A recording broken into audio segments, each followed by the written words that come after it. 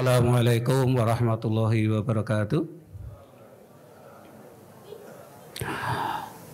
Alhamdulillahirabbil alamin wassalatu wassalamu ala asrafil anbiya'i wal mursalin wa ala alihi wa sahbihi ajma'in amma ba'du. Yang kami hormati Bapak Ibu karyawan karyawati Rumah Sakit Umum Islam Klaten.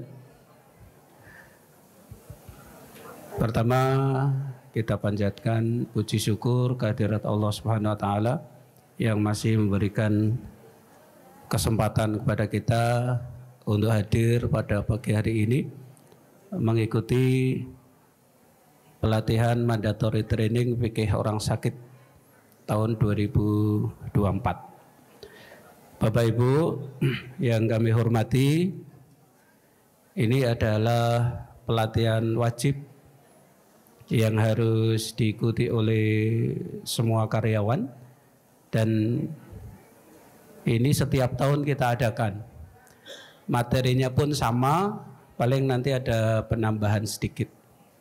Ya, jadi harapannya karena materinya ini berulang, ya Bapak Ibu sudah bisa mengerjakan pretest, apalagi nanti yang post test. Gitu ya. Ini pretestnya masih belum pada selesai. Belum? Gampang toh? Sudah sering diulang. Cuman soalnya lebih banyak, ada berapa itu? Ada 50 soal. Materinya nanti agak saya percepat ya, biar waktunya nggak begitu panjang.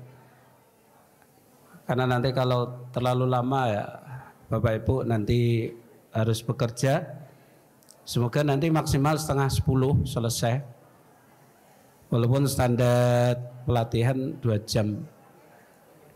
Ya, nanti agak saya percepat materi-materi yang kiranya perlu penekanan, nanti akan saya beli penekanan. Baik, sambil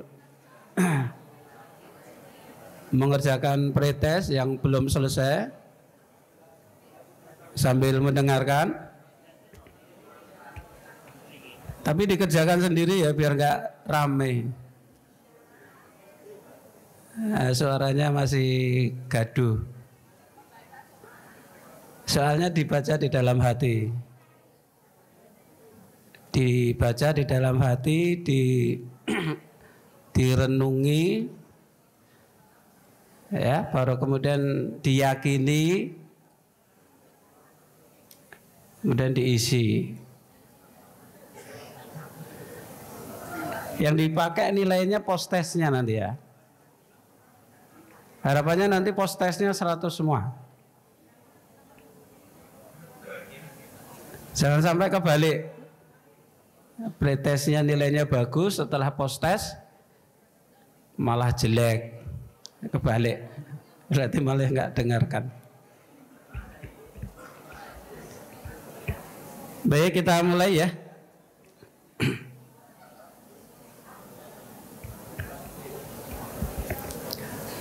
Bapak Ibu yang kami hormati, mandatori bagi seluruh karyawan ini ada di standar syariah modal insani di rumah sakit syariah.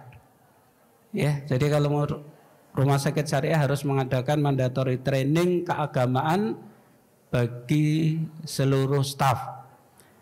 Mandatory training ini sebenarnya tidak hanya mandatory training fikih orang sakit. Kalau sekarang kan mandatory training fikih orang sakit. Nah, yang diminta itu keagamaan itu meliputi mandatory training yang lain juga. Ya. SSMMI modal insani ini di dalam standar rumah sakit syariah. Silabinya, materinya ada 8 yang akan kita review, kita ulangi kembali karena ini setiap tahun kita sampaikan. Dan kalau ada pengajuan karyawan, dari karyawan menjadi karyawan tetap, materi yang akan kami ujikan ya mandatory training fikih orang sakit ini, termasuk kredensial, rekredensial perawat syariah. Materinya juga mandatory training fikih. Biasanya yang sudah melalui itu biasanya sudah menghafalkannya. Tapi kalau yang belum melalui biasanya masih belum hafal. Gitu ya. Yang pertama materinya tentang maqasid syariah, yang kedua bimbingan thaharah, bimbingan sholat, bimbingan doa, bimbingan talqin, bimbingan hijab pasien, bimbingan fikih darah wanita, dan komunikasi islami. Ada 8. Yang pertama tentang maqasidus syariah. Maqasid syariah itu adalah, maqasid itu jamak dari bahasa kita ya, menjadi bahasa kita. Maksud, tujuan ditetapkannya syariat, intinya gitu. Tujuan, gagasan ditetapkannya syariat, maqasidus syariah. Ini tadi keluar di pretest dasar hukum penyelenggaraan rumah sakit syariah di dalam Al-Quran, surat Al-Jasiyah ayat 18. Siapa yang salah? Al-Jasiyah ayat 18. Surat Al-Jasiyah ayat 1 sampai 18 ini kita perdengarkan menjelang azan. Jadi kalau Bapak Ibu dengarkan itu, mendengar menjelang azan 5 waktu di rumah sakit kita, itu kita perdengarkan surat Al-Jasiyah ayat 1 sampai 18. Yang terakhir ayat 18. Di mana Allah mengatakan tsumma ja'alnaka ala syari'atin minal amri fattabi'ha wa la tattabi' ahwa alladzina la ya'lamun. Kemudian kami jadikan kamu di atas satu syariat atau peraturan urusan agama ini, fattabi'ha. Fattabi'ha, ikutilah syariat itu. Ini kata perintah ya, fi'ul amri, kata perintah. Fattabi'ha, ikutilah syariat itu. Ya, Al-Jasiyah ayat 18. Kalau fatwa dari Dewan Syariah Nasional Majelis Ulama Indonesia, karena kalau rumah sakit syariah itu acuannya adalah fatwa dari Majelis Ulama Indonesia, baik DSN atau Dewan Syariah Nasional maupun Komisi Fatwa Majelis Ulama Indonesia.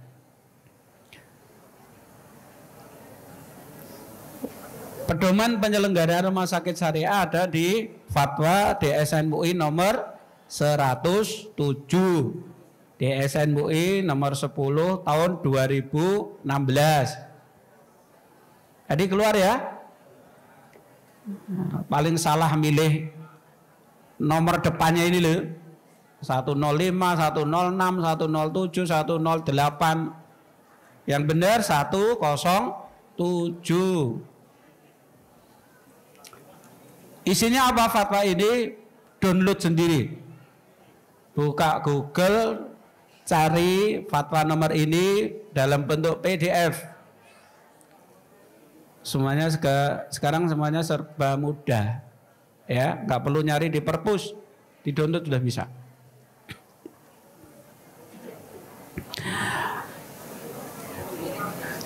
Maqasidus syariah yang menjadi acuan hanya yang pokok saja, ya. Jadi tujuan penyelenggaraan syariah ada 5 maqasidus syariah. Yang pertama adalah hifdzuddin, hifdzun nafas, hifdzul akal, hifdzun nasl, hifdzul mal.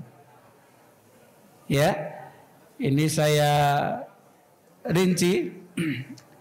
Hifdzuddin, penjagaan agama. Hifdz, penjagaan ad-din, agama.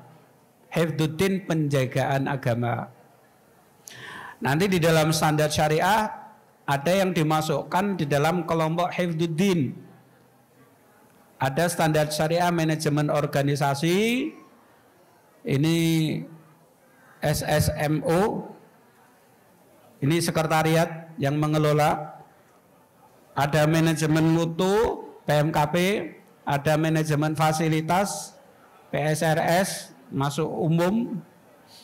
Nanti masuk Hifdzuddin, penjagaan agama. Hifdzun nafas, tadi keluar Hifdzun nafas, penjagaan jiwa. Hifdzun nafas ini yang di pelayanan. ARK, akses ke rumah sakit dan kontinuitas pelayanan. Berarti ini yang di UGD, poli, rawat inap, ya, yang di pelayanan. Ini hifdzun nafas, penjagaan jiwa. Kan ngobati pasien kan, menjaga jiwa pasien, menyelamatkan nyawa pasien. Itu namanya hifdzun nafas. AP, asesmen pasien. Laboratorium radiologi ada di sini standarnya. SSPO, pelayanan obat yang di farmasi. Ini di hifdzun nafas. PBK, kerohanian, ini di hifdzun nafas. Hifdzul akal, MMI, manajemen modal insani. Ini enggak saya jelaskan secara rinci ya, karena butuh waktu sendiri untuk sosialisasi standar syariah.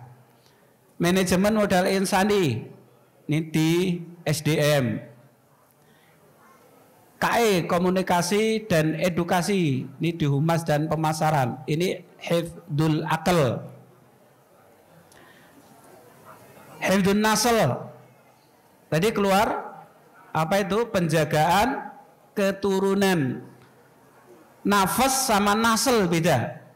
Nafas jiwa, nasl keturunan. Ya, di nasl atau keturunan ini di asuhan pasien AP. Ya, di pelayanan. Ya, ini di pelayanan terutama di Siti Hajar, di VK, ya, Ponek, ini yang berkaitan dengan keturunan. Hifdzul mal, penjagaan harta. Akuntansi dan keuangan, MAK, termasuk pemasaran, humas. Ini 5 maqasidus syariah. Bapak Ibu minimal ngerti artinya gitu. Ya, dari kelima maqasidus syariah tadi. Kemudian ini yang harus dihafalkan juga, SPM. Apa itu? Standar pelayanan minimal syariah. Ada berapa? 9. Yang pertama basmalah.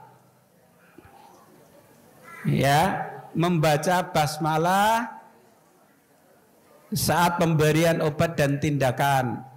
Mau nyuntik, basmalah. Ngajak pasiennya agar mengucapkan basmalah. Ini standar minimal yang ada di rumah sakit syariah.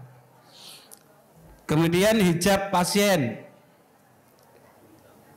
Kalau ingin gampang hafal ke, ini SPM syariah ini yang hijab ada 3. Hijab pasien, hijab ibu menyusui, hijab di kamar operasi. Jadi hijabnya ada 3.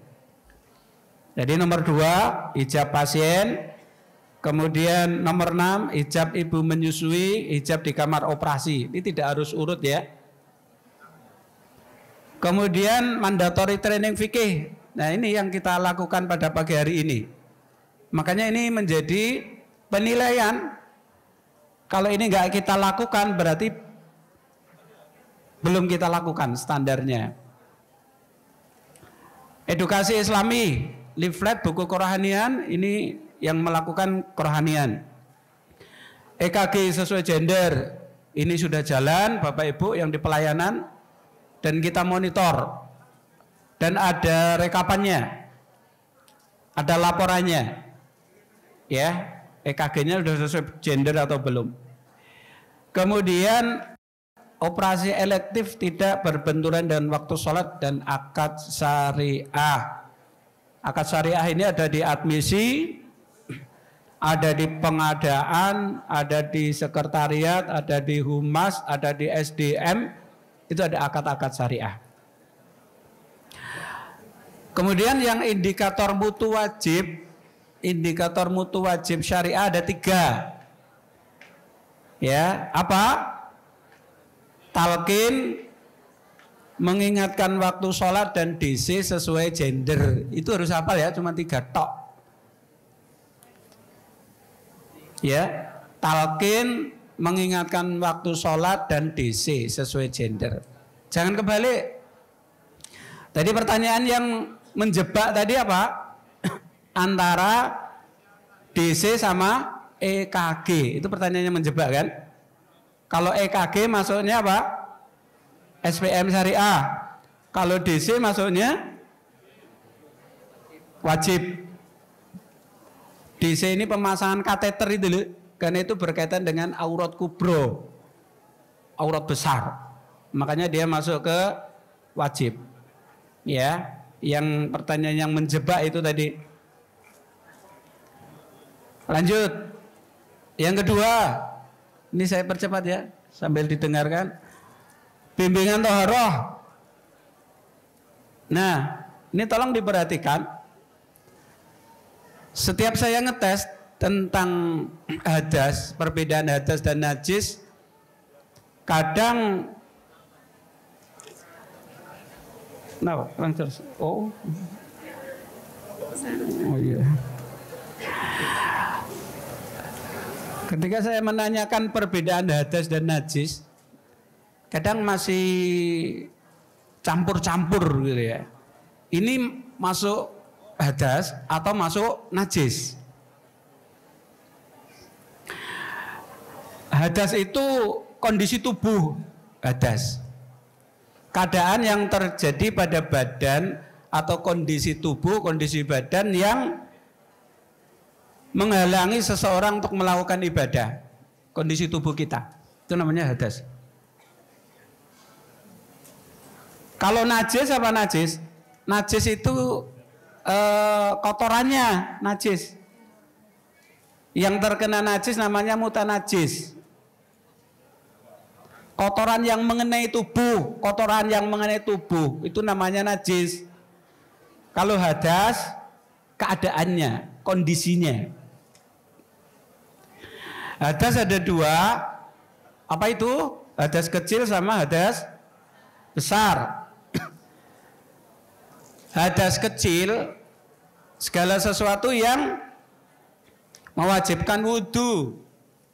Kalau hadas besar, yang mewajibkan mandi besar.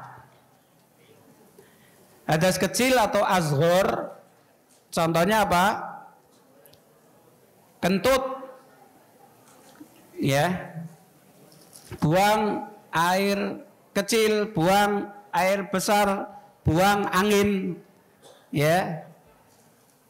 Kentut itu masuknya hadas kecil. Kalau hadas besar atau yang akbar, contohnya adalah jima, bersenggama, berhubungan suami istri, ya. Kemudian mengeluarkan mani, ya, itu masuknya hadas besar. Wajib mandi besar, ya, wajib mandi besar.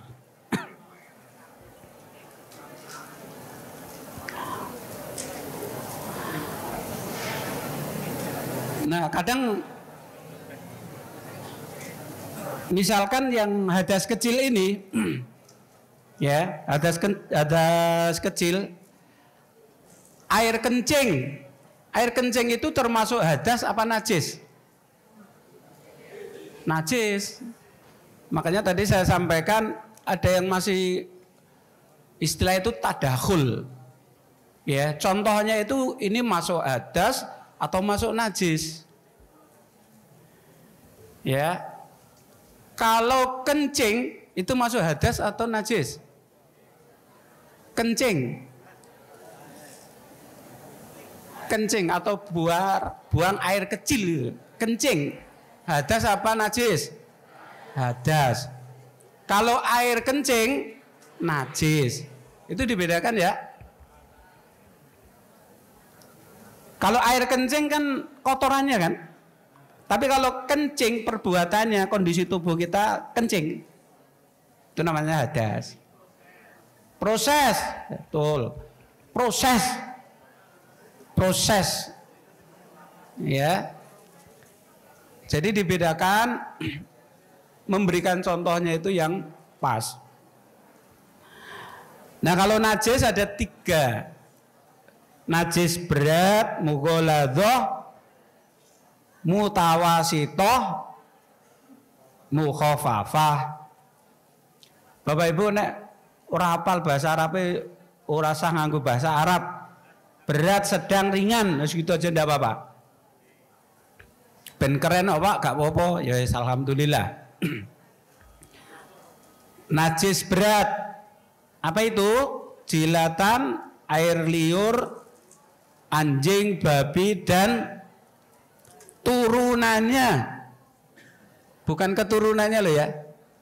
Nek keturunan ini berarti anaknya. Turunannya ini berarti ya sing sejenis. Kayak celeng gitu.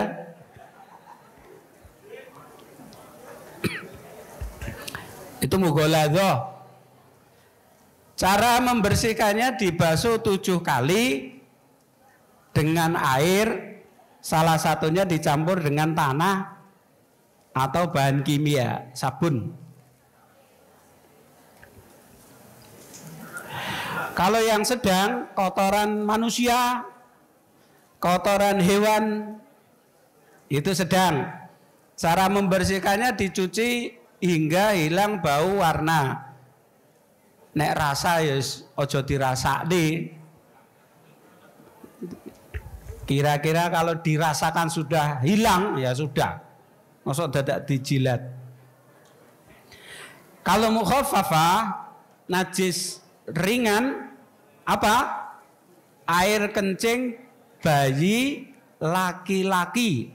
Tadi keluar toh di soalnya? Pertanyaan yang menjebak.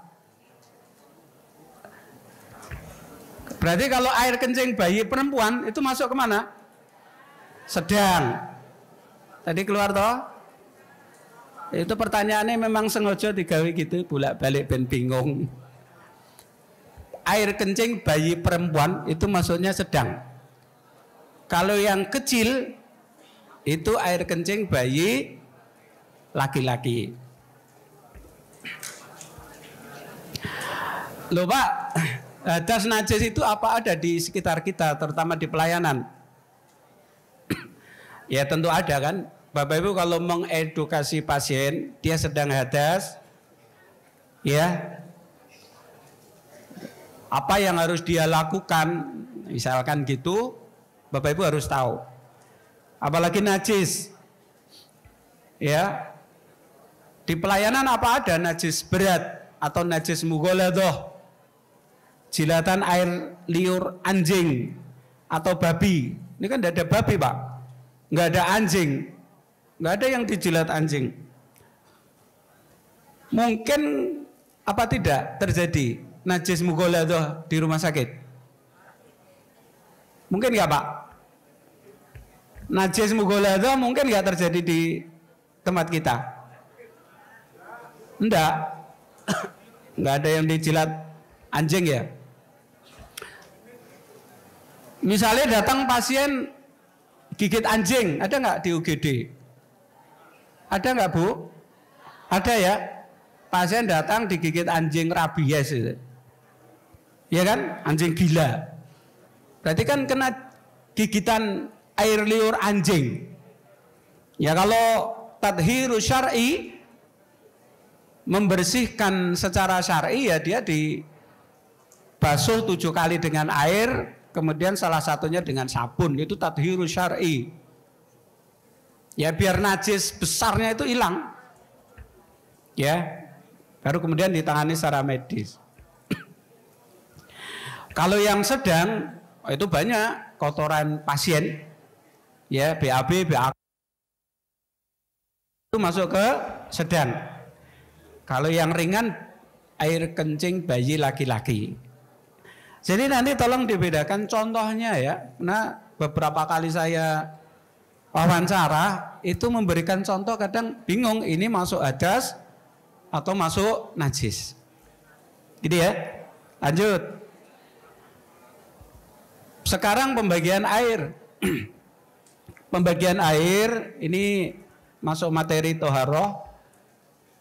Ya. Sering saya sampaikan untuk pembagian air ini kalau dikupas panjang lebar, ini kita persingkat saja. Air ada yang bisa digunakan untuk bersuci dan air yang tidak bisa digunakan untuk bersuci. Air yang bisa digunakan untuk bersuci adalah tohirun wa mutohir. Air yang suci dan mensucikan. Zatnya suci, fisiknya suci, dan dia bisa digunakan untuk bersuci. Itu adalah air mutlak, air murni, air yang wujudnya tidak berubah. Cirinya tidak berubah 3 sifat, tidak berubah bau, warna, rasa. Air murni, air mutlak, air yang tidak berubah dari kondisi aslinya. Tadi keluar di soal, contohnya air apa? Air mineral. Iki sing saya nggarap pretes karo iso ngikuti nggarap. Wah, iki oleh bocoran. Air mineral, ya kan? Ya. Air yang Bapak Ibu, yang di depan Bapak Ibu itu disebut air mutlak. Boleh digunakan untuk bersuci. Enggak berubah apapun dia. Sementara air yang tidak bisa digunakan untuk bersuci, ya itu ada 2, tohir wa ghair mutohir. Air itu suci tapi tidak bisa dipakai bersuci karena terkontaminasi dengan benda suci. Ini yang sering saya tanyakan juga. 1, dia kecampuran dengan benda suci, 2, kecampuran dengan benda najis. Nah, kecampuran dengan benda suci, wujudnya dia tetap suci tapi nggak bisa dipakai bersuci. Tapi nah kecampuran dengan benda najis, ya dia sudah nggak suci, malah kena najis. Nek kita kecipratan kena najis. Air suci kecampuran dengan benda suci nggak bisa dipakai untuk bersuci. Contohnya apa? Air sabun, air teh, air kopi.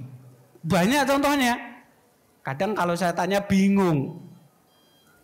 Air yang ada di sekitar kita itu loh. Itu airnya murni, airnya itu air suci. Boleh diminum kan? Boleh dipakai untuk mandi kan? Air sabun, air teh, air kopi itu suci tapi tidak mensucikan. Kenapa? Berubah entah itu bau, warna atau rasa. Kalau air najis, air yang kecampuran najis. Nah ini ada pengecualian. Kalau airnya itu melimpah ruah, seperti air laut, air kanal, itu kan airnya melimpah ruah, nggak terbatas. Air laut itu kan kecampuran najis, kotoran, sampah, macam-macam. Makanya kena hadis inilah yunajjisuhu syai', tidak dinajisi oleh sesuatu apapun. Air yang melimpah ruah, kayak air laut, boleh dipakai untuk berwudu. Ini ya pembagian air. Lanjut. Sekarang wudu.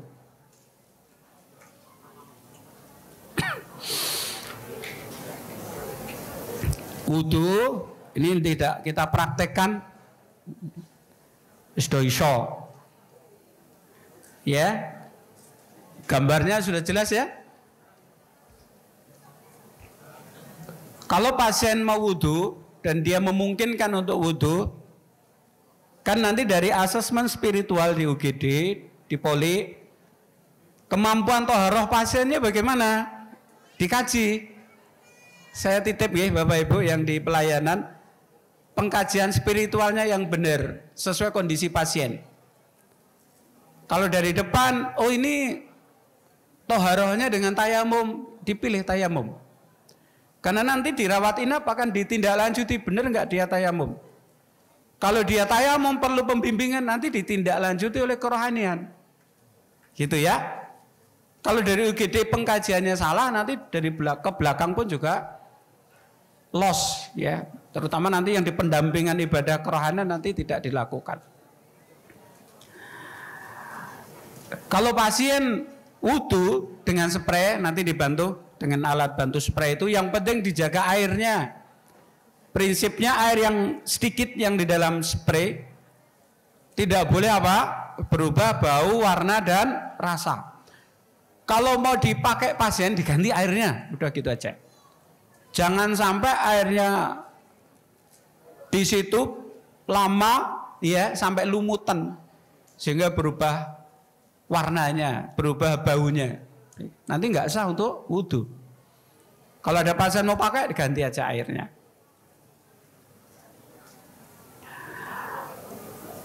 Cara wudunya ini dikasih handuk atau apa gitu ya biar nggak basah. Ini lupa dulu waktu ngambil gambar nggak dikasih celemek, nggak dikasih handuk. Jadi disemprot oleh pasiennya atau oleh keluarganya atau Bapak Ibu silakan disemprot, niat membasuh kedua telapak tangan. Membasuh berarti ada genangan air. Jadi kata-katanya nanti ada membasuh, mengusap. Kalau membasuh ada genangan air. Jangan lupa niat disemprot, membasuh kedua telapak tangan. Terus kemudian muka, membasuh muka. Ini ada yang dilompati. Apa itu? Menghirup air ke mulut dan ke hidung. Ya, berkumur dan menghirup air ke hidung. Itu dilompati. Kalau misalkan pasiennya menghendaki, nggak apa-apa. Tapi harus disediakan apa? Tempat untuk membuang air kumurannya itu. Gelas atau apalah. Ya, ketika dia berkumur dia harus membuangnya. Kalau misalkan tidak dilakukan karena dia sakit, apa enggak boleh? Boleh, seperti ini. Ya, karena berkumur menghirup air ke hidung itu bagian dari sunnah. Bukan rukun wudu. Kalau rukun berarti nanti dia tidak sah wudunya. Tadi keluarkan di soal yang bukan termasuk rukun wudu. Apa? Menghirup air ke mulut, menghirup air ke hidung, itu termasuk sunnah. Kemudian muka membasuh, karena membasuh berarti harus ada genangan air. Membasuh kedua tangan sampai siku, membasuh berarti harus ada genangan air, disemprot. Mengusap kepala, ya, dengan telapak tangan sekali usap, ya, termasuk telinga. Sekali usap ini mengusap. Kalau mengusap berarti tidak harus ada genangan air. Pakai bekas-bekas air sebelumnya. Mengusap. Ini mengusap kepala, bukan mengusap rambut. Ya, mengusap kepala. Wamsahu biru'usikum. Roksun, kepala, bukan sya'run. Kemudian baru membasuh kedua mata kaki, membasuh berarti ada genangan air. Ini rangkaian wudhu. Lantas bagaimana kalau misalkan ada anggota wudhu yang luka atau ada balutan, ada gip yang ada di anggota wudhu? Ya, kalau ada luka, kalau memungkinkan untuk dibasuh, kalau tidak cukup diusap sekali. Kalau di tubuhnya ada gip atau ada balutan, maka cukup diusap, ya. Kan biasanya infus itu kan ada gip, ada balutannya kan, itu diusap di atasnya. Jangan disemprot sampai lepas, ya, diusap aja di atasnya. Dan tidak perlu dicopot terus kemudian disontek, copot, sontek, tidak perlu. Kasihan pasiennya. Gitu ya, jadi diusap di atasnya. Ini wudhu, saya kira bisa semuanya untuk wudhu dengan spray. Bapak Ibu yang di pelayanan terutama, kalau nanti dimintai tolong pasien ngajari wudhu harus bisa. Kemudian tayamum, fatayammamu sa'idan thayyiba. Kalau pasien ini misalkan anggota wudhunya luka bakar misalkan ya, contohnya ya, luka bakar kalau terkena air nanti dia akan semakin parah sakitnya. Di pengkajian spiritual ya, kemampuan toharohnya dipilih tayamum, contohnya gitu, sehingga nanti diajari cara tayamum. Ini cara tayamum sederhana, tapi ya kadang ada yang salah. Mungkin karena lupa. Ya. Bagaimana caranya? Rasulullah mencontohkan menepuk kedua telapak tangan di tanah, meniup kedua telapak tangan, mengusap wajah dan kedua telapak tangannya. Ini gambarnya. Kita punya tayamum pad. Debunya diganti kalau mau digunakan, kalau mau dipakai. Makanya fatayammamu sa'idan thayyiba. Tayamumlah dengan debu yang baik. Sa'idan thayyiba.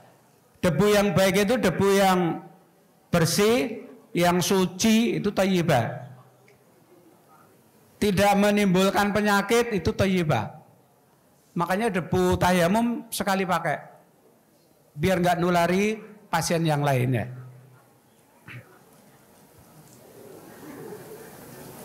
Caranya bagaimana? Pertama niat, kemudian tepuk debu sambil membaca basmalah, kemudian tiup atau dikibaskan, ditiup gini untuk mengurangi debu yang menempel terlalu banyak, atau dikibaskan. Kemudian langsung ke muka, ya, diusapkan ke muka merata. Kemudian langsung ke kedua telapak tangan merata. Sekali proses.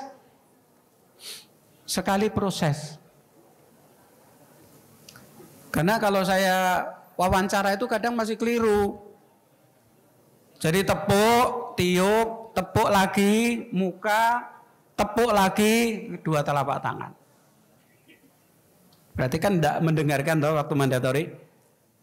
Jadi sekali proses, tepuk, tiup, muka, kedua telapak tangan. Gampang kan? Biasanya ini yang suruh saya praktekkan. Coba dipraktekkan bareng-bareng yuk biar nggak lupa. Nek wudhu kan praktek setiap hari kan? Nek tayamum nggak pernah praktek.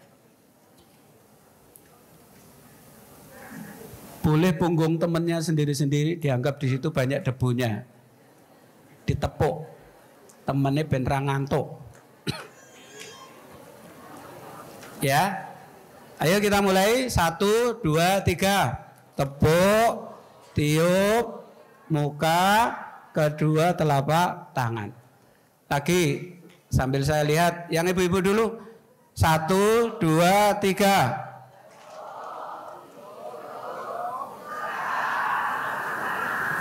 Ya. Bapak-bapak, 1, 2, 3.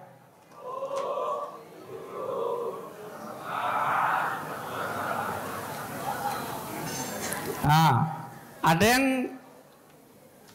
tangannya sampai sini. Memang ada yang berpendapat sampai sini ya. Tapi kita ambil satu pendapat saja, biar nggak banyak variasinya. Karena pendapat ini yang diajarkan oleh Rasulullah juga. Mengusap apa? Kedua telapak tangan. Misal ada pasien, tayamumku sampai sini, ya sudah jangan dipaksa. Tapi kalau kita suruh ngajari, sampai kedua telapak tangan, sampai sini saja.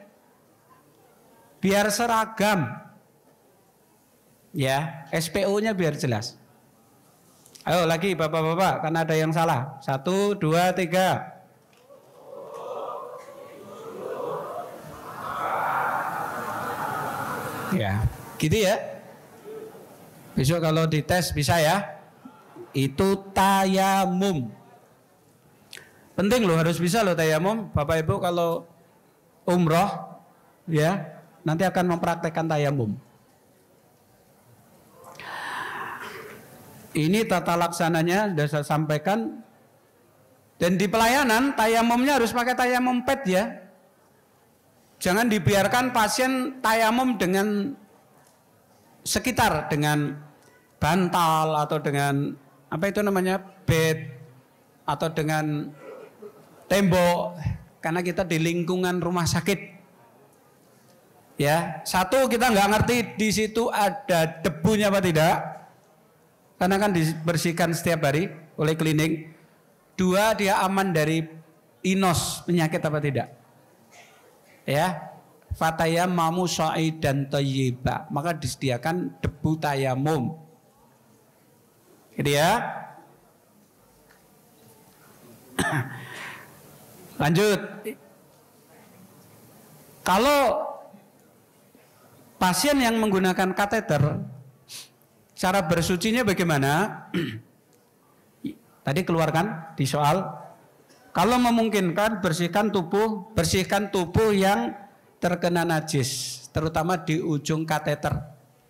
Jadi ini tubuh, ini ujung kateternya di sini ya. Aku tak bayangke malah. Jadi yang di ujung kateter itu yang dibersihkan, yang area najisnya, yang terkena najisnya.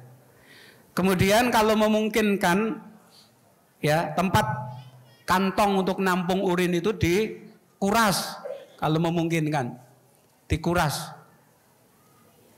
Pak repot ya Pak, masa 5 waktu kudu nguras kantong urin. Boleh juga ketika sholat itu dicopot ya. Dicopot, dilepas, diputus, gitu ya, diputus selang yang menempel ke kantong urinnya itu.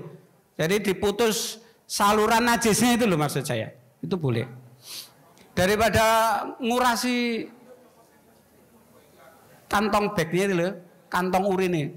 5 waktu kan ngurasi, kan repot toh. Apalagi kalau itu dicatat ya untuk diagnos. Tapi kalau nggak memberatkan ya dikuras nggak apa-apa. Tapi kalau itu memberatkan ya yang penting dilepas saja, dicopot, diputus jalur ke najisnya itu.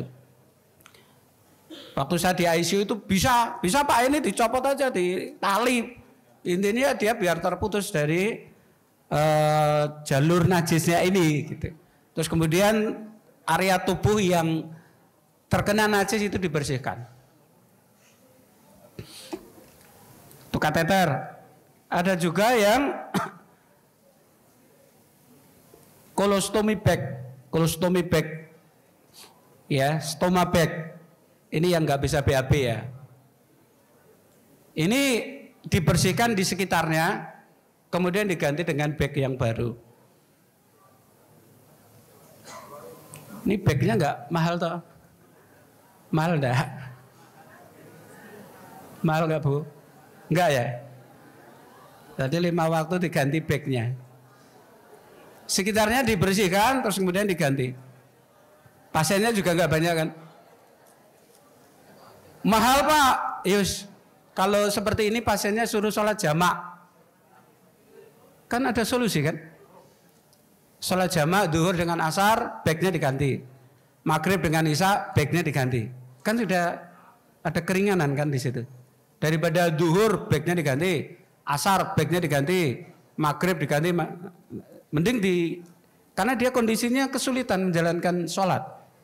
Duhur, asar dijamak, ganti backnya. Maghrib, isya dijamak, ganti backnya. Karena termasuk yang mengalami masyakoh, mengalami kesulitan menjalankan ibadah. Termasuk yang kateteran tadi Pak, boleh. Karena kesulitan dia. Ya, dia mengalami masyakoh, mengalami kesulitan. Bapak Ibu sebagai pemberi pelayanan pun juga lima waktu kudu gitu deh, kudu ganti, kudu nali. Nah, mengalami kesulitan. Jadi di jamak boleh bagi pasien-pasien yang kesulitan beribadah, termasuk pasien-pasien yang kritis. Boleh.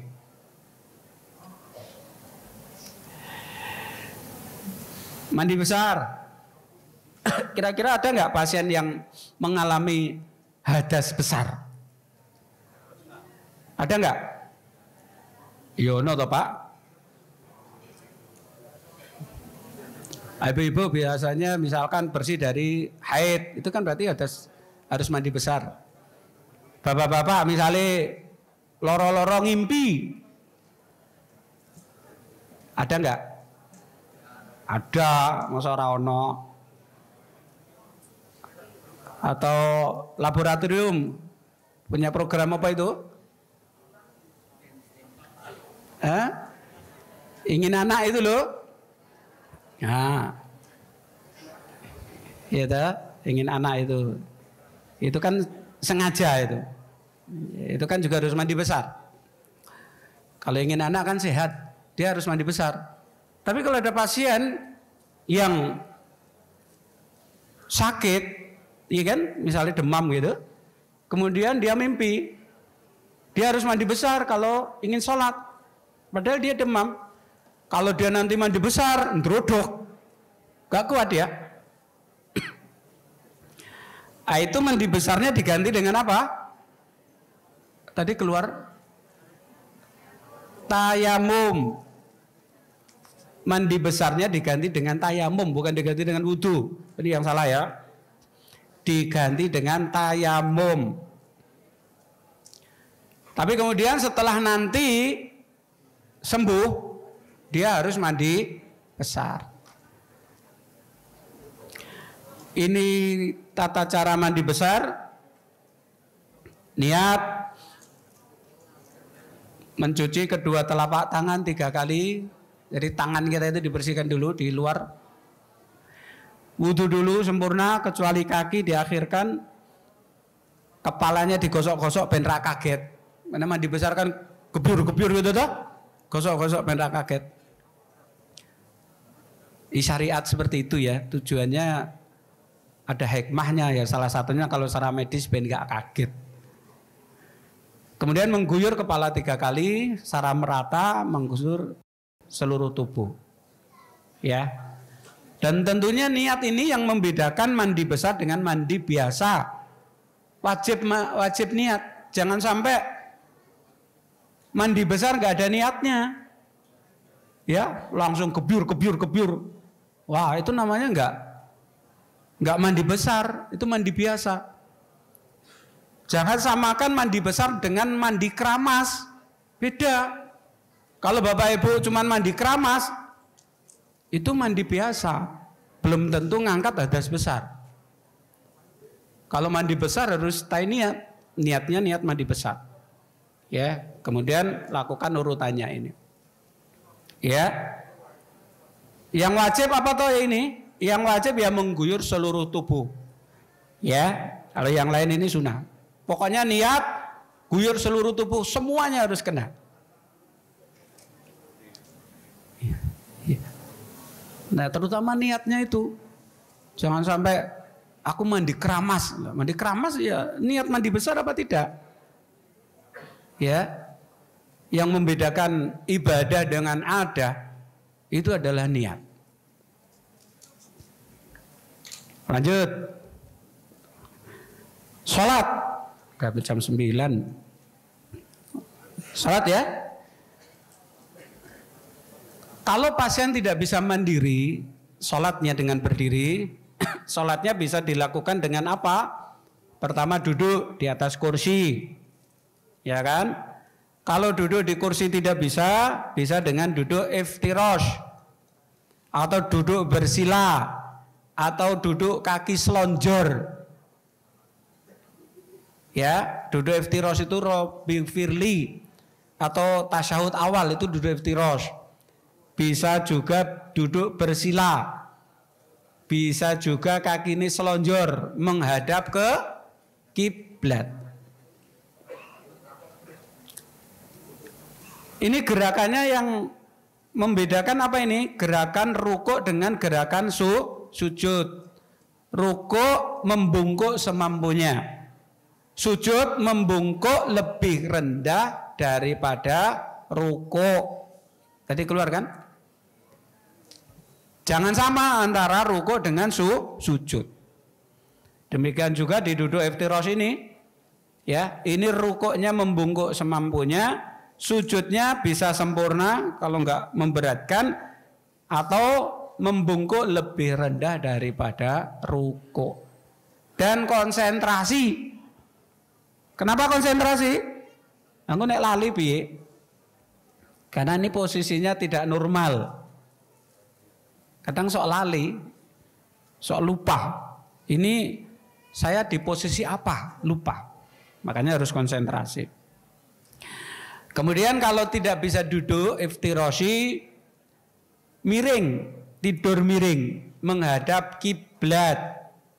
Urutannya gitu ya. Kalau tidak bisa miring menghadap kiblat, baru tidur terlentang. Ini urutannya ya. Tadi keluar. Ya, saya sering tanya, urutannya kalau pasien tidak bisa sholat dengan mandiri, dengan berdiri bagaimana? Duduk di atas kursi, duduk iftiroshi, berbaring miring, terlentang. Ya, kemudian masih saya tanya lagi, kalau dia nggak bisa apa-apa, tapi dia masih akal pikirannya masih sadar, sholatnya bagaimana? Dengan isyarat mata, ya kan? Dengan isyarat. Misalkan di sini juga dia sudah nggak bisa gerak, tapi dia masih sadar, maka dia isyarat mata. Kalau dia tidak sadar, pasiennya tidak sadar, sholatnya bagaimana? Pasien koma itu, pasiennya tidak sadar karena koma, sholatnya bagaimana? Ada yang jawabnya dibisiki keluarganya Pak, oh, namanya nggak sadar, masa dibisiki? Digerakkan keluarganya Pak, jadi tangannya digerakkan sama keluarganya, terus piye? Sholatnya gimana? Nek pasien koma di ICU itu, hah? Apa? Tidak wajib sholat, udzur syar'i, jangan ragu-ragu. Tidak wajib sholat. Kalau tidak sadarnya karena dibius, yang di IBS itu. Kalau tadi kan koma di ICU, nggak sadar. Kalau tidak sadarnya karena dibius di IBS, di jamak. Kalau sholatnya melompati 2 waktu sholat.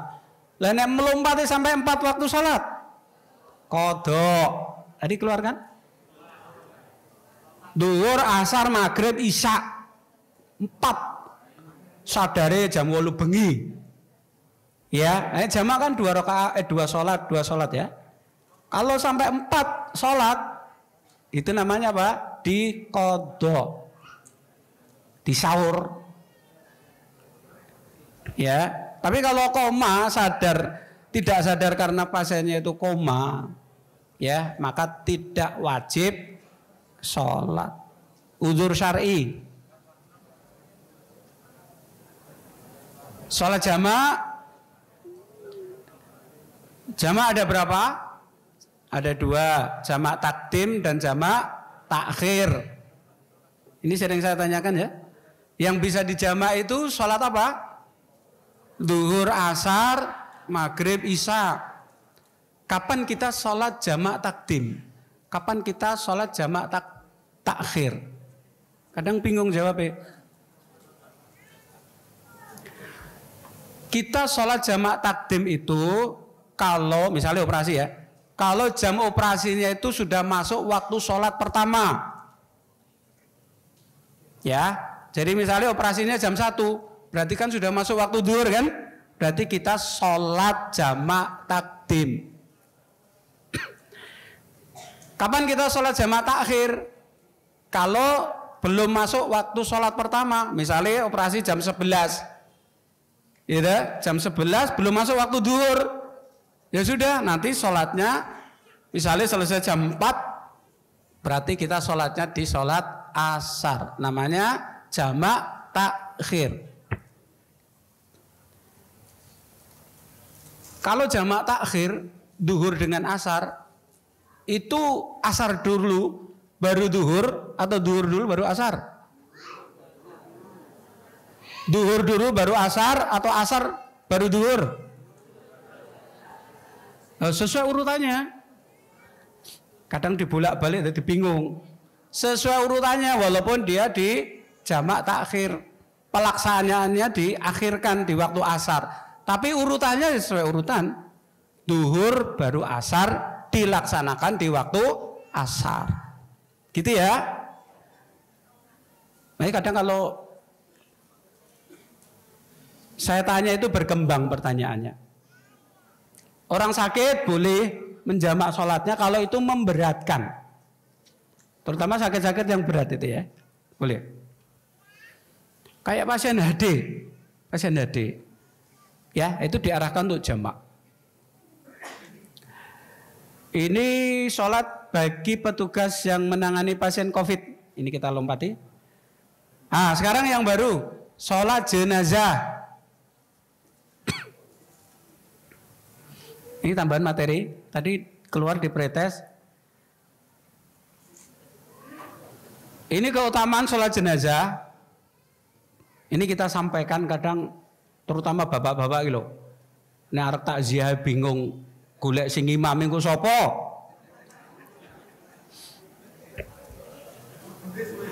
Ya ta, wudune disuwe-suwe. Mbok sono sing wis gelem dadi imam langsung mlayu. Saya sering pokoknya kalau takziah, Pak Muklis diajak. Ya. Keutamaan sholat jenazah ada beberapa hadis. Barang siapa sholat jenazah tidak mengiringi jenazahnya sholat tok ya, maka baginya pahala 1 qirot. Jika sampai mengikuti jenazahnya dapat 2 qirot. Apa yang dimaksud 2 qirot? Ukuran paling kecil dari 2 qirot adalah semisal gunung Uhud. Nah, besarnya pahala sholat jenazah. Ya, siapa yang sudah pernah lihat gunung Uhud? Besar ya, pahala orang yang sholat jenazah. Tidaklah seorang mayit disolatkan dengan sholat jenazah oleh sekelompok kaum muslimin yang mencapai 100, semuanya memberikan doa, syafaat, kebaikan untuknya, maka doanya diperkenankan 100 orang. Makanya Bapak Ibu, pentingnya kita berteman banyak, koncone sing akeh. Besok nek mati ki sing nyolatke ben akeh. Teman banyak itu ya kita bisa berorganisasi, kita bermasyarakat, kayak gitu ya. Nanti kalau kita meninggal, teman-teman kita itu yang menyolatkan kita. Tidaklah seorang muslim mati lalu disolatkan oleh 3 shaf kaum muslimin, melainkan doanya akan dikabulkan. Makanya kadang kalau sholat jenazah itu dibuat minimal 3 shaf kan. 3 shaf. Lah nek makmum mimik telu piye? Apa sak sofe siji ngene. Ya berarti itu yang menyolatkan sedikit. Ya paling enggak 6 lah ya. 6 nanti satu soft 2 orang, satu soft 2 orang, satu soft 2 orang. 6 orang. Berarti kan 3 soft. Ibu-ibu boleh enggak sholat jenazah? Boleh ya. Sah, tidak dilarang. Sholat jenazah hukumnya apa? Fardu kifayah. Kalau ada orang muslim mati harus disolatkan. Kalau ada seorang muslim mati tidak ada yang menyolatkan, semua kaum muslimin dosa. Kita ini terkena dosanya. Fardu kifayah. Ini bapak-bapak, ibu-ibu, posisi imam atau posisi sholat. Kalau jenazahnya laki-laki, imam sejajar dengan kepala. Kalau jenazahnya perempuan, imam sejajar dengan apa ini? Pusar. Jadi keluar toh? Ya, jadi nek jenazahnya laki-laki sejajar dengan kepala. Kalau perempuan sejajar dengan pusar. Gitu ya. Lah nek jenazahnya nggak tahu atau jenis kelaminnya ganda pripun?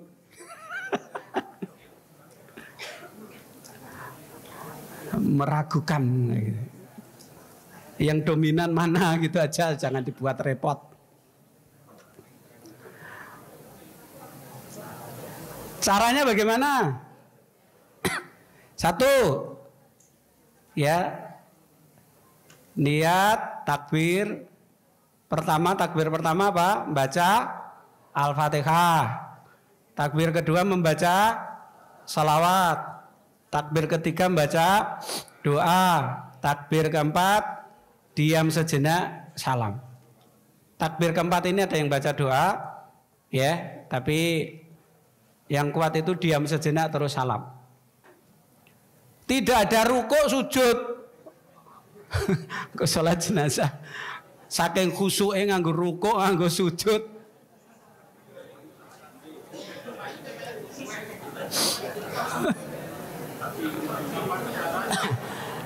Ya, makanya nek sholat jenazah ki aja merem arep nonton sampinge.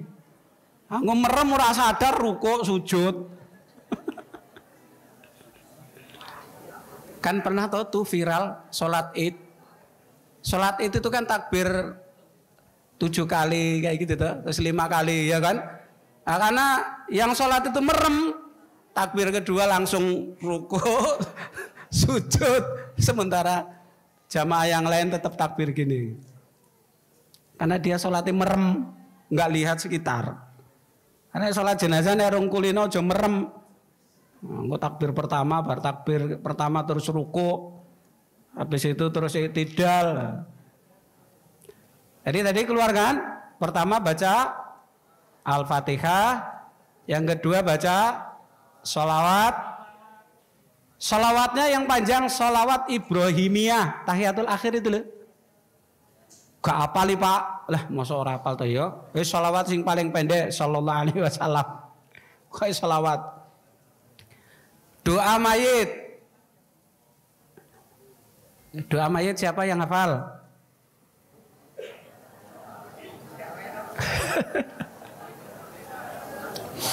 Paling Allahumma ighfir lahu warhamhu wa'afihi wa'fu anhu. Wis.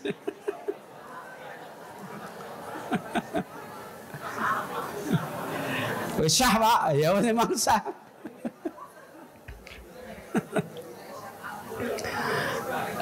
Nah jenazah putri apa? Allahumma ighfir laha warhamha wa'afihi wa'fu anha. Nah laki-laki Allahumma ighfir lahu warhamhu wa'afihi wa'fu anhu. Ya wis minimal itu wis rapopo daripada rapal. Nanti dihafalkan ya. Ya kalau panjang ya ini doanya. Ya. Allahumma ighfir lahu warhamhu wa'afihi wa'fu anhu wa akrim nuzulahu wa wasi' madkhalahu dan seterusnya. ya sampai akhir. Di foto, dihafalkan atau di Google. Ini banyak doanya. Makanya kalau panjenengan makmuman sholat jenazah, ki imamnya kok ndongone kok suwe men. Karena imamnya sing dibaca ini dawa doane. Panjenengan sing dibacakan Allahumma ighfir lahu warhamhu wa'afihi wa'fu anhu meneng. Kok ora rampung-rampung. Karena imamnya rong rampung macane. Imamnya macane dawa. Ini doa di dalam sholat jenazah ini sudah meliputi doa untuk mayit. Sehingga setelah sholat jenazah selesai sudah. Kan waktu sholat dia sudah doakan.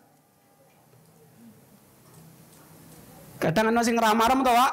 Baru sholat jenazah rampung sik didongake meneh. Sebenarnya di dalam sholat jenazah itu sudah ada doa. Apa nggak boleh Pak? Ya boleh kita mendoakan dengan doa yang lain di luar doa yang sudah diajarkan Rasulullah ini. Misalkan nanti ketika takziah ke kubur, doakan, ada doanya, Allahumma sabbithu indas su'al. Ya Allah, sabbithu indas su'al. Berilah kemampuan dia agar dia bisa menjawab pertanyaan mungkar dan nakir. Sabbithu indas su'al. Ya, agar dia bisa menjawab pertanyaan malaikat. Itu ada doanya. Ini doa mayit dibaca takbir ke-3. Ini ya.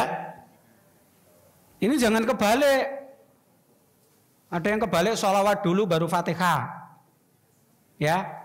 Fatihah, sholawat, doa, diam sejenak, salam kanan, salam kiri. Gitu ya. Harus bisa nanti, terutama bapak-bapak, jangan gontok-gontokan, ya, mengenai takziah tetap gontok-gontokan golek sing kelem ngimami. Doa udah hafal semua ya. Doa preoperasi, doanya bagaimana? Hasbiyallahu wa ni'mal wakil, 'alallahi tawakkaltu. Ada yang dirubah hasbuna, boleh nggak? Bedanya apa? Hasbiyah sama hasbuna. Hasbiyah itu saya, hasbuna itu kami. Kalau hasbiyahnya diganti na, tawakaltu diganti tawakalna. Hasbunallahu wa ni'mal wakil, 'alallahi tawakkalna. Itu kata imbuhan di dalam bahasa Arab. Daripada bingung, rasa dirubah-rubah. Itu daripada bingung. Karena sudah biasanya akhwat sesama akhwat jazakillah. Lah kok akhwat karo ikhwan beda, bukan jazakillah tapi apa? Jazakallah, karena beda konteksnya. Doa nyeri. Bismillahirrahmanirrahim 3 kali. A'udzu bi'izzatillahi wa qudratihi min syarri ma ajidu wa uhadir. Hafal ya? Hafal Pak, ya wis percaya. Doa mengunjungi pasien ini juga wajib. Jangan gontok-gontokan. Arep ngunjungi koncone dadak golek sing iso ndonga. Allahumma rabban nasi adhibil ba'sa isfi anta syafi la shifaa illa shifauka shifaan la yughadiru saqama. Kadang apal ngecipal, tapi ketika dites hilang apalannya. Talqin. Bacaan talqin apa? La ilaha illallah. Perlahan-lahan, jangan terlalu sering, jangan keras-keras, gitu. Perlahan-lahan yang jelas bacanya. Karena dia lagi sakaratul maut, mengalami sakit yang luar biasa. Jangan sampai dia terganggu. Kalau dia terganggu malah misuh-misuh, matune ora la ilaha illallah tapi kata-kata kotor. Kalau sudah berhenti, kalau sudah bisa mengucapkan la ilaha illallah, berhenti. Stop. Karena itu menjadi kata terakhirnya. Mangkana akhiru kalami la ilaha illallah dakhalal jannah. Siapa yang akhir hayatnya bisa mengucapkan la ilaha illallah, surga. Kita semuanya kepin kan? Di akhir hayat kita bisa mengucapkan la ilaha illallah. Maka Bapak Ibu semuanya, kalau ada pasien sakaratul maut, kita dampingi. Berharap besok kalau kita sakaratul maut ada yang mendampingi. Tapi berapa banyak? Makanya saya ditanya sama waktu podcast yayasan itu, berapa banyak orang yang bisa mengucapkan la ilaha illallah? Kalau yang ditalkinkan 100%. Tapi berapa banyak, berapa persen pasien yang ditalkinkan bisa mengucapkan la ilaha illallah? Itu belum ada penelitian. Coba nanti diteliti. Pasien yang ditalkinkan itu bisa mengucapkan la ilaha illallah itu berapa? Ya, itu dicatat. Nah, kalau kerohanian itu kadang menjumpai, ini pasien nggak ditalkinkan tadi, tapi dia bisa mengucapkan la ilaha illallah. Ada yang seperti itu. Ditalkinkan aja nggak bisa, ditalkinkan malah dia mengucapkan kata-kata lain. Tapi ada juga yang tidak ditalkinkan, dia bisa sendiri. Tergantung amal ibadahnya. Lanjut, ijab wanita muslimah wajib ya, difasilitasi oleh rumah sakit. Pemakaiannya saat visit dokter, saat dilakukan tindakan, saat transfer berada di lingkungan rumah sakit. Tadi keluar soalnya apa? Jawabannya setiap saat. Karena kalau di kamar bersama mahramnya kan tidak harus pakai hijab. Ya kayak di rumah itu ya. Hijab syar'i menutupi seluruh tubuh kecuali muka dan telapak tangan. Kemudian kainnya tebal, tidak transparan, gitu. Kainnya besar tapi tipis, kan sama saja. Kemudian longgar, ya, tidak menampakkan lekuk tubuh. Ya, ini hijab yang syar'i. Lanjut, fikih darah wanita. Sudah sering tak sampaikan ya, ibu-ibu. Habis ini bapak-bapak juga ada. Ada berapa, ibu? Ada 3. Haid, istihadah, nifas. Yang disebut darah di luar kebiasaan wanita itu darah apa? Istihadah. Karena kalau haid itu kan darah kebiasaan wanita. Nifas itu darah karena melahirkan. Istihadah itu darah di luar kebiasaan karena sakit. Waktunya kalau haid itu ya tergantung beda-beda masing-masing wanita. Kalau istihadah kalau udah sembuh. Kalau nifas maksimal berapa hari? 40 hari. Ini fase kehamilan 4 bulan ya, sesuai hadis ini 120 hari atau 4 bulan 20 minggu. Nah, abortus itu terjadi kalau melahirkan lebih dari 90 hari dan sudah berbentuk janin. 2 kan? Lebih dari 90 hari dan berbentuk janin disertai rasa sakit. Kalau tidak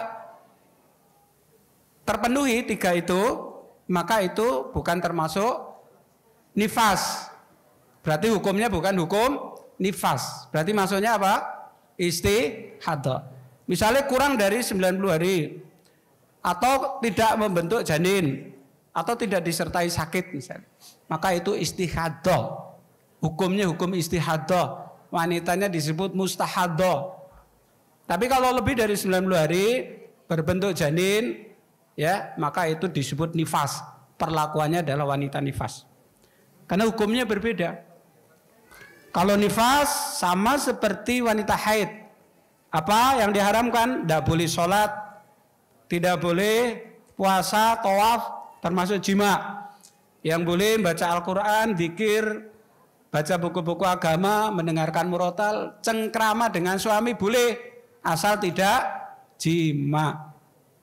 Kalau wanita istihadah itu wanita suci, tetap wajib sholat, ya, tapi harus wudhu, membersihkan diri, ya, memakai pembalut, itu wanita istihadah. Nah, kalau yang laki-laki apa, Pak? Cairan yang keluar pada laki-laki ada berapa? 3. Apa itu? Wadhi, madhi, mani. Iki ora jorok lu ya. Iki fikih. Harus tahu. Wadhi, madhi, mani. Kalau wadhi itu cairan yang keluar setelah kencing atau kecapean. Wadi, najis, wudu. Najis ki berarti kena celana, berarti kan najis, harus dibersihkan, dicuci. Wudu untuk mengangkatnya kalau mau sholat. Madhi sama dengan wadi, najis, ya kan, wudu. Madhi. Madhi ki apa? Nek wadi itu kan setelah kencing atau kecapean. Nek madhi itu apa? Hah? Keluarnya saat kapan? Hah? Kalau syahwat mengiringi syahwat itu madhi. Itu najis. Ya. Bedanya dengan mani apa?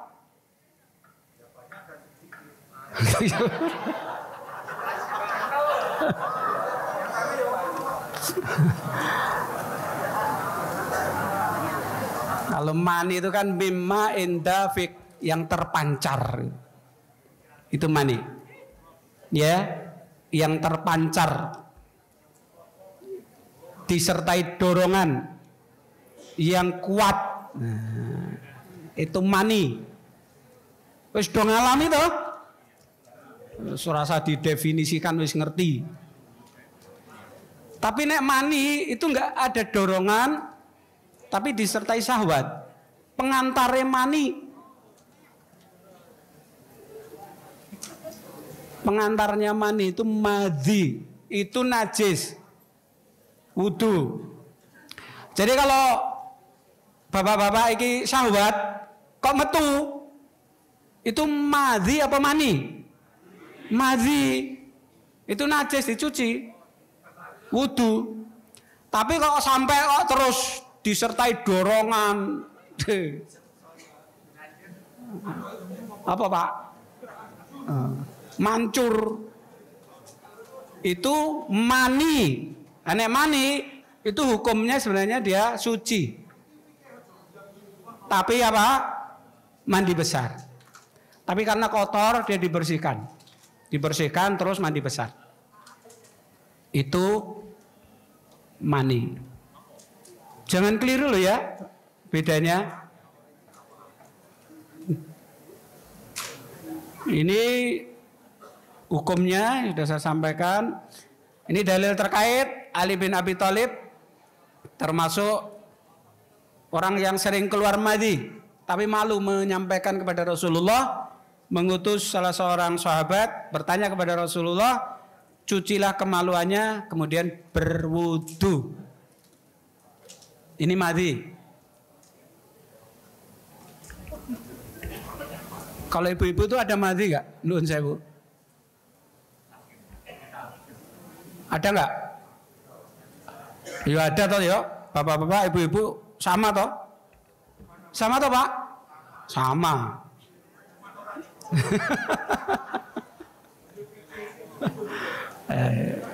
Masalah fikih nggak apa-apa dibahas ya. Kemudian dari Aisyah, aku mengerok mani dari pakaian Rasulullah dan beliau memakainya untuk sholat. Ini menunjukkan mani itu tidak najis, tapi kotor, dibersihkan. Terakhir, 5 menit bimbingan komunikasi Islami. Salam, perkenalan diri, basmalah, identifikasi pasien, komunikasi islami, tutup hamdalah, akhiri salam. Bismillah, salam, hamdalah. Terutama salam nggih. Absus salam bainakum.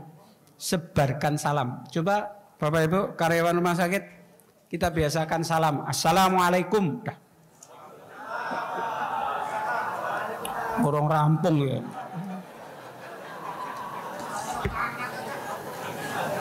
Masih 5 menit. Komunikasi islami tadi yang keluar apa di pretest? Qaulan baligho. Di sini ada qaulan sadida, perkataan yang benar, qaulan baligho yang membekas di jiwa. Bapak Ibu nek ngandani kayak nek menyampaikan apa namanya edukasi kepada pasien dengan qaulan baligho, dengan perkataan yang membekas di jiwa. Qaulan karima, perkataan yang mulia. Qaulan layyina, keluar tadi ya, perkataan yang lemah lembut. Qaulan maisura, perkataan yang pantas. Ini komunikasi islami. Selesai, alhamdulillah. Postes silakan dikerjakan. Harus 100 semuanya. 5 menit selesai ya. Nah, baik, dari saya cukup, semoga ada manfaatnya, kurang lebihnya mohon maaf.